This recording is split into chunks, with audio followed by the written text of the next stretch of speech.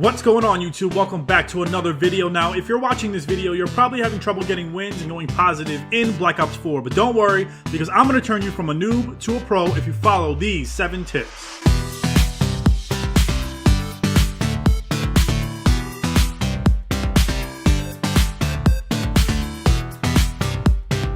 Alright, so a little bit about myself before I get started. I've been playing Call of Duty since Call of Duty 1. Since the very first Call of Duty ever came out, I remember my parents buying it for me and I was just so excited. I'd never seen a game like it before and it was amazing. Throughout the years, I learned strategies and tried multiple playing styles. My KD gets higher and higher with every Call of Duty I play, and I don't really pay attention to my KD. It just happens to, be higher after each Call of Duty. But I'm like obsessed with it and purposely try to make sure it's high every time. But I do pay attention to it a little bit. So I'm going to give you 7 tips that I think will help you become a better player in Black Ops 4 and every other future Call of Duty game to come. By the way, if you're new to the channel, don't forget to subscribe and hit that thumbs up. I really appreciate it and love all the support you guys give me. Alright, let's get started with this video. Tip number 1 is sensitivity. Now, everyone has their preference when it comes to sensitivity. I personally play on the default sensitivity, which is 4. That's basically what you start off with. They automatically give you 4, which is medium. I know a lot of players like to play on high sensitivity, like 7 or 8, or maybe even higher. Now, high sensitivity is great for turning on people. Like, if someone shoots you in the back, you could turn on them quickly and get them, possibly, but it can also mess up with your aim. If it's too fast, your aim can mess up. You'll be all over the place, and you don't know how many people I killed that had high sensitivity on. They try to turn on me, and then their aim is crazy, and they can't get me, and I just get them quick. So it could be a downfall to you, depending on how you use it.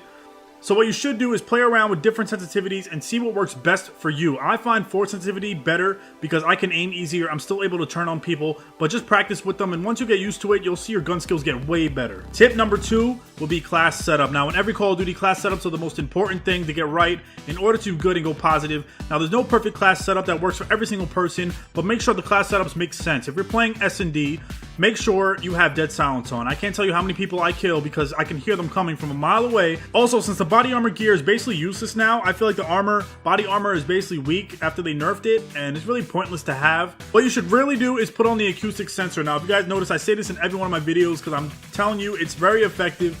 It lets you hear enemy footsteps even louder. So imagine if they don't have dead silence on, you already hear the footsteps. Put acoustic sensors on, you hear it twice as loud. You hear them coming from way far away, and you'll definitely be able to make it be ready for them as they come around.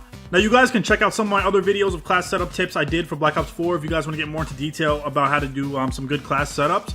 But for now, I'm just going to leave it at that. I don't want to make this video too long. Tip number 3 is the radar. Now, one way I'm able to drop 30 to 40 kills a game, as you guys see in my videos, is because I like to focus on the radar a lot. Every time a teammate gets killed, or when I kill an enemy, I check the radar to see where the enemies are. It helps knowing when the spawn flips, because if you see on the radar that all your teammates are on the other side of the map, and you're mostly by yourself, then it most likely means the enemy team is spawning around your location. So make sure you learn how to use the radar effectively. I can't tell you how many times I noticed that my teammates were like on the other side of the map, and I'm like, why am I by myself? And then all of a sudden I see all these enemies come around from nowhere around the corner, and after that happened, I pay attention to the radar now, and you guys should start doing that. I know a lot of people don't really like to look at the radar. They feel like it distracts them from the gameplay, but you don't realize how effective it could be, and that's how I drop most of my kills, because I pay attention to it. If an enemy shoots a teammate near you, you'll see him on the radar. If you're not looking at the radar, you're not going to know he's near you, and they can easily get you too behind. So make sure you pay attention to that. It don't really take, it takes some practice. You guys get used to looking at it and still paying attention to the gameplay. You don't want to look at it too long and then get distracted and you get killed. So yeah, that takes a little practice, but once you get that, it's so effective, I'm telling you. Tip number 4 is pre-aim. If you guys watch my videos, you can see that I pre-aim almost around every corner, no matter what. Even if I know no one's there, I pre-aim anyway, just in case. You can never be too sure. I like to make sure my gun is up and ready to fire, especially in this game where time to kill is longer.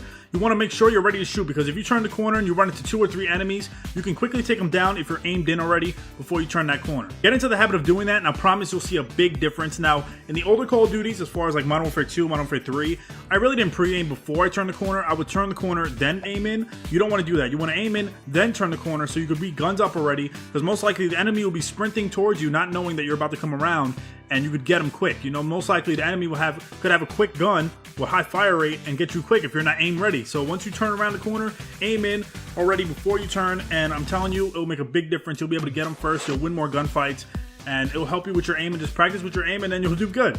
All right, so yeah, make sure you guys practice that, and you'll see a big difference, trust me. Tip number 5 is specialists. Now, specialists can be very useful in helping get a lot of kills and helping out in objective game modes. And I know a lot of people don't even really pay attention to specialists. They just come in the game, pick any specialist, use the the gear, the specialist equipment that they have, but don't really like try to utilize it to the best. So, for example, Nomad and Seraph are great for search and destroy. Nomad is great for covering flanks with his mesh mine. I can't tell you how many people I killed when they try to flank behind me because I put the mesh mine down. I always put it down like in the spawn area where they can come around, because there's always one player who, if they know how to play search, there's one player that likes to try to flank behind the team, and that's really effective for either slowing them down, whether they see it and shoot it, you'll hear that, or if it just blows them up, and it'll be a great way to know that the enemy's trying to flank you. So I can't tell you how many people I got with that, so definitely try using Nomad for search and destroy if you guys want to get better at covering the flanks. Now, Seraph is good because of her attack beacon. Now, it basically gives you an extra life in search and destroy, and it's a big game changer if you come back alive and kill the remaining enemy team.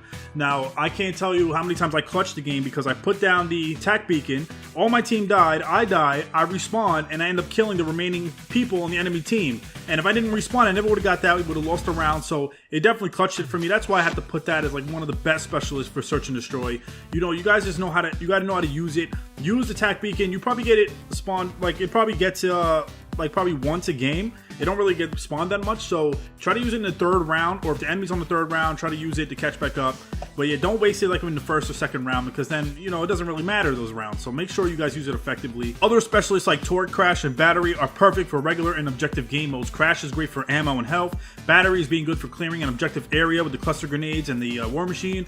And Torque is good for holding down the area with the barbed wire and radiation shield. Now, the radiation shield, I notice people just like to put that randomly in the middle of the open, but what you want to do is put that in doorways. Put that near the objective to cover the points, whether you're playing control or domination or some shit like that, even search maybe. But yeah, make sure you guys use it effectively, and I'm telling you, you will see a big difference within how the gameplay turns out and how many enemies you guys slow down and kill because of that technique, and you're using it smart and properly. Tip number 6 is learn the map. Now, every Call of Duty, the first thing I do is learn the map. I learn where people like to run, where the most popular camping places are, the popular most head glitching spots. That way I can either use them or watch out for them, whether I pass it.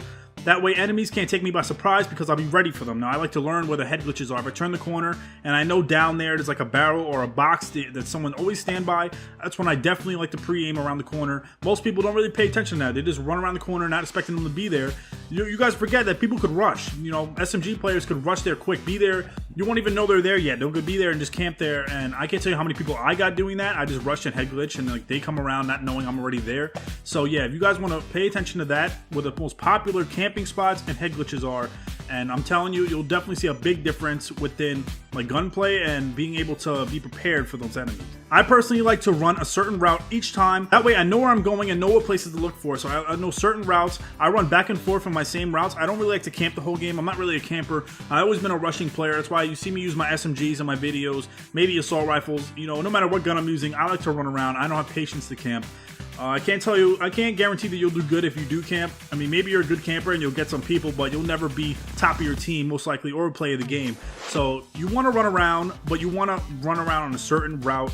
Learn these places to like do shortcuts and run quick and get behind them and all that good stuff, and just practice that, and it'll make a big difference. I'm telling you guys, I do this every Call of Duty, and I always go positive, and I just do that. I play the same way, and if something doesn't work anymore, then I just adapt to my skills and I change it up, and then just get better over time. Now, tip number 7. Now, this is an optional tip, right? I know everyone don't have the luxury or the way to do this, but your TV. Now, if you don't notice, a lot of YouTubers and professional gamers like to use gaming monitors rather than regular TV. I play personally on a 24-inch, the Asus gaming monitor. I don't know if I said that right.